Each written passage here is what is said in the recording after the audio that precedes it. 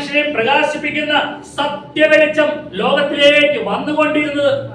സത്യവെളിച്ചം, സത്യവെളിച്ചത്തിന്റെ പ്രത്യേകത എന്താ? സത്യവെളിച്ചം, ആ വെളിച്ചം നമ്മളിൽ ഉണ്ടെങ്കിൽ നമ്മുടെ സത്യം മാത്രമേ ഉണ്ടാകുകയുള്ളൂ. പിശാചിന്റെ ഒരു ചിന്ത പോലും നമ്മുടെ ഉള്ളിൽ ഉണ്ടാകിയില്ല. സത്യവെളിച്ചം അത് കടന്നു വരുമ്പോൾ നമ്മുടെ വാക്ക് ഉള്ളത് പോലെയായിരിക്കും. ഉവെങ്കിൽ ഉവ, ഇല്ല എങ്കിൽ ഇല്ല. പിന്നെയുള്ള വാക്കുകളൊന്നും കൂട്ടിച്ചേർക്കാനൊന്നും അതിന് വ്യവസ്ഥയില്ല.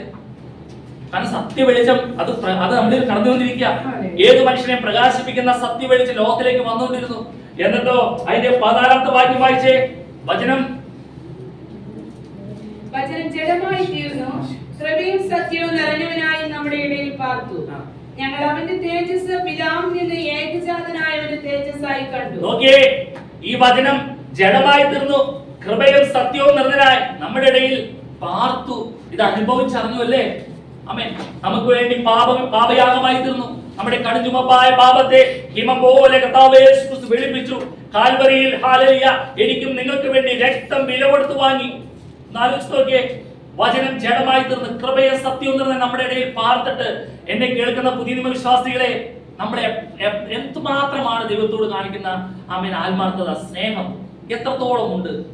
നമ്മൾ ലോകത്തെയാണോ സ്നേഹിക്കുന്നത്? എന്റെ ശരീരത്തെയാണോ സ്നേഹിക്കുന്നത്? എനിക്ക് വേണ്ടി നിത്യത ഒരുക്കിയ കർത്താവിനെയാണോ ഞാൻ സ്നേഹിക്കുന്നത്? ആരെയാ ഞാൻ സ്നേഹിക്കുന്നത്? സ്വയം ചോദിച്ചേ. പ്രസംഗിക്കുന്ന ഞാനടക്കം എന്നോടും കൂടെ ഞാൻ ചോദിക്കുന്നത്, ഞാൻ ആരെയാ സ്നേഹിക്കുന്നത്? ഞാൻ ആരെ തോൽപ്പിക്കാനാ ഞാൻ നടക്കുന്നത്?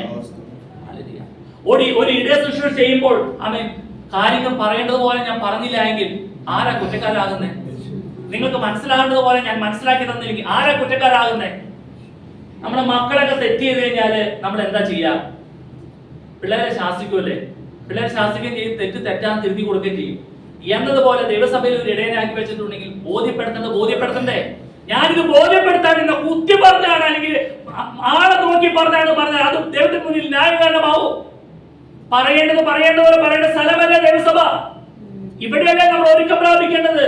ഇവിടെയല്ലേ വചനത്തിന് മുന്നിൽ കീഴടങ്ങേണ്ടത്?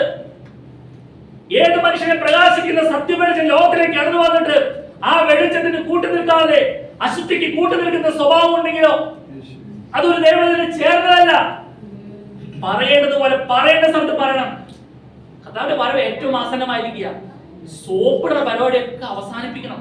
സോപ്പിട്ട് ഈ സോപ്പിട്ട് നിൽക്കുന്ന പരിപാടി ഉണ്ടല്ലോ, അതൊക്കെ അവസാനിപ്പിക്കേണ്ട കാലം കഴിഞ്ഞു. വചനം ജഡമായി തീർന്നു, ഹൃദയ സത്യം നിറഞ്ഞ നമ്മുടെ ഇടയിൽ പാർത്തു. അതുപോലെ തന്നെ വചനം പറയുന്നു, ഞങ്ങൾ അവന്റെ തേജസ് പിതാവിൽ നിന്ന് ഏകജാതന്റെ തേജസ്സായി കണ്ടു. ഇത്ര സത്യം വിളിച്ചു പറയുക. ഇത് വിളിച്ചു പറഞ്ഞ് അനുഭവിച്ചറിയുന്ന ദൈവമക്കളെ നമ്മോട് തന്നെ ചോദിച്ചു നോക്കിയേ. ഹല്ലേലൂയ, നമുക്കിതിൽ ഹല്ലേലൂയ എത്രത്തോളം സന്തോഷമുണ്ട്. കർത്താവ് യേശു ക്രിസ്തുവിന്റെ പൈതലായി ഞാനും നിങ്ങൾ മാറിയിട്ട് ആമേൻ. കർത്താവ് യേശു ക്രിസ്തുവിനെ കൈക്കൊണ്ട് അവന്റെ നാമത്തിൽ വിശ്വസിക്കുന്ന ഏവർക്കും ദൈവമക്കളായി തീരുവാൻ എന്ത് ലഭിച്ചെന്ന് പറഞ്ഞേ? അധികാരം ലഭിച്ചു. ആണോ? ദൈവമക്കളായി തീർന്നിട്ടില്ലേ? നാം ദൈവത്തിന്റെ മക്കളല്ലേ? ദൈവത്തിന്റെ മക്കളായി തീർന്നിട്ടുണ്ടെങ്കിൽ ഹല്ലേലൂയ, ഏത് മനുഷ്യനെ പ്രകാശിക്കുന്ന സത്യ വെളിച്ചത്തിലേക്ക് നിങ്ങൾ കടന്നു വന്നിരിക്കുന്നത്. ഏത് മനുഷ്യനെ പ്രകാശിപ്പിക്കുന്ന സത്യ വെളിച്ചത്തിലേക്ക്. പഴയ വിശുദ്ധന്മാരെന്ന് പറയണേ, യഹോവയായ ദൈവം സൂര്യനും പരിചയമാകുന്നു. അതുകൊണ്ട് ഹല്ലേലൂയ, യഹോവ മഹത്വവും കൃപയും നൽകുന്നു. കർത്താവ് യേശു ക്രിസ്തുവിന്റെ പൈതങ്ങളായി തീർന്ന പുതിയ വിശ്വാസികൾ നമ്മൾ എന്താ പറയുന്നത്? സത്യ വെളിച്ചം, അതിന് ഞാൻ യോഗ്യനായി തീർന്നു.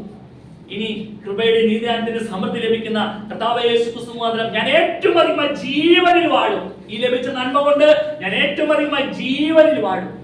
അതാ നമ്മുടെ ഒരു ഉറപ്പ്. ഏറ്റവും അധികമായി ജീവനിൽ വാഴും. ഏകന്റെ ലംഘനത്താൽ മരണം, ആ ഏക നിമിത്തം അത് വാഴും. മരണത്തിന്റെ അധികാരിയായ പിശാചിന്റെ കയ്യിൽ നിന്ന് കർത്താവായ യേശു ക്രിസ്തു രക്തം വില കൊടുത്ത് എന്നെ നിങ്ങളെ വിലക്കി വാങ്ങി. ഇനി ഞാനും നിങ്ങളും ഏറ്റവും അധികമായി ജീവനിൽ വാഴും. ആ കർത്താവ് യേശു ക്രിസ്തു മാത്രം. ഈ സത്യവെളിച്ചമല്ലേ അതിന് യോഗ്യരാക്കി തീർന്നത്. അശുദ്ധിയുടെ ചിന്തകൾ കടന്നു വരുമ്പോൾ, ഇരുട്ടിന്റെ ചിന്തകൾ കടന്നു വരുമ്പോൾ അതിനെ ജയമെടുക്കാൻ സാധിച്ചത് കർത്താവ് യേശു ക്രിസ്തു നമ്മോട് കാണിച്ച സ്നേഹം ഒന്നുകൊണ്ട് മാത്രമാണ്. നമുക്ക് ഒരു